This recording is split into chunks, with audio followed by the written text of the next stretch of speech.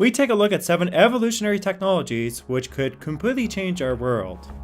Current modern-day computers are becoming deadlocked by Moore's law, and they will eventually be replaced by a new type of computing technology. Quantum computers utilize quantum bits, otherwise known as qubits. These qubits behave quantumly, so they have the ability to use 1 and 0 at the same time, allowing for exponentially faster calculations.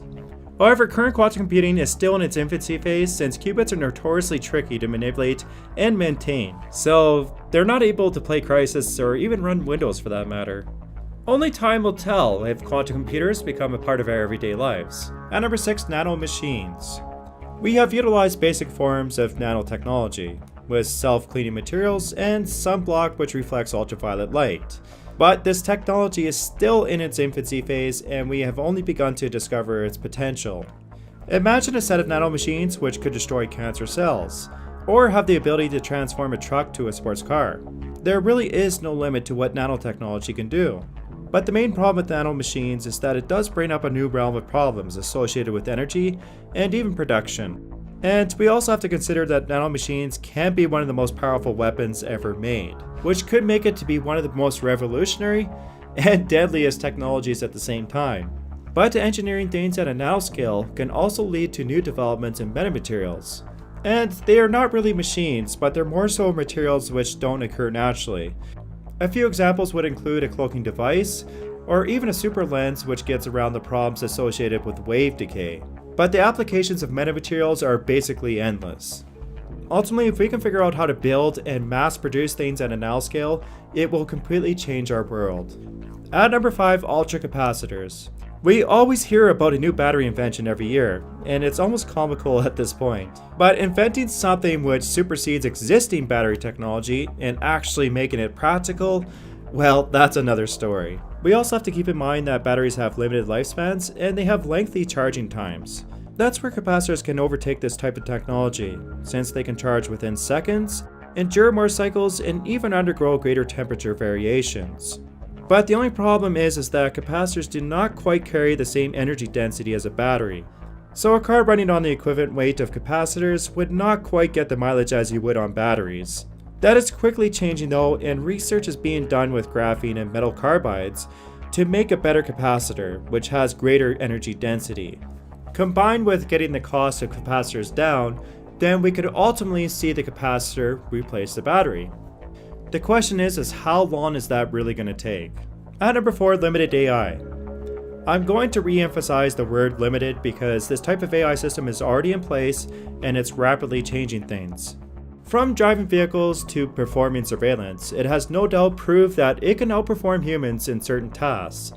And it has limitless potential. So what about a fully conscious AI? And why am I not mentioning that? Well, I don't think it's going to happen anytime soon. The riddle to consciousness is figuring out how it even works. Is it based on survivability, or is it something deeper than that, like a soul? There is no universal agreement on what life even is. So humanity can progress another 100, even 1,000 years into the future, and there still may not be an answer to this problem. But at some point, maybe not in our lives, but sometime in the future, it may become very difficult to tell the difference between a human and a limited AI system portraying a human. At number 3, VR immersion. It's not really that far off to think that we may just end up living in a fantasy world, if we are not already.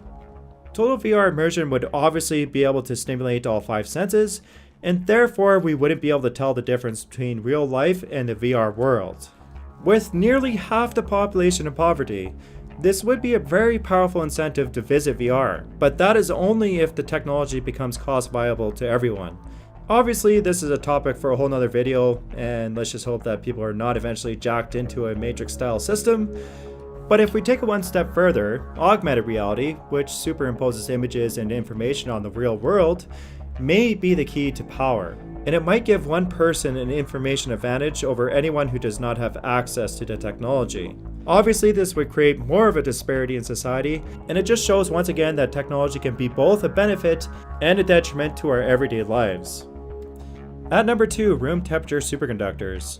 Superconductors were discovered over 100 years ago, and they have a property of exhibiting zero electrical resistance. They also expel magnetic fields, and as some of you know, I like doing experiments on this weird effect. Ultimately, whoever figures out how to make a room temperature superconductor will hold one of the most important keys to the future of technology. From hover trains to ultra-efficient motors, and even power lines with zero energy loss, there would be a complete revolution. Now, we have experimented with a few things and nothing has been clarified just yet, one of them being metallic hydrogen, but it is also very unlikely to be metastable. It might just be superconductive when it's under extreme pressure. Graphene also could be superconductive, but this is a two-dimensional layer and it still needs to be cooled down. But having said that, there have been advances in graphene design and production, so it could be the answer to this problem. We'll just have to wait and see. That's number 1, fusion power. Well, let's be honest here, we always hear about how fusion power is just around the corner, but this time around, I think there are some real breakthroughs. From MIT to the ITER and even the tokamak reactor, there are multiple projects around the world which are using different approaches to a stable reaction. There's even the Lockheed Compact Fusion Reactor project, which is intended to be a mobile 100 megawatt unit. Not much more information has been cleared lately. MIT has also made the extreme claim that they will produce stable fusion power as soon as 2025. But maybe fusion power is not the answer to our energy needs. It might come from an outsider, which is pretty much ignored by mainstream science.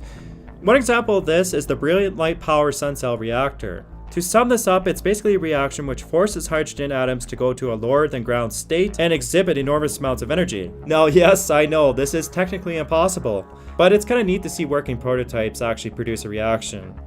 Ultimately, whether it comes from fusion or some other source, it is much needed, and it will help advance our civilization into the future. So once again, thanks for watching, please like the video if you enjoyed it, and make sure to subscribe to my channel.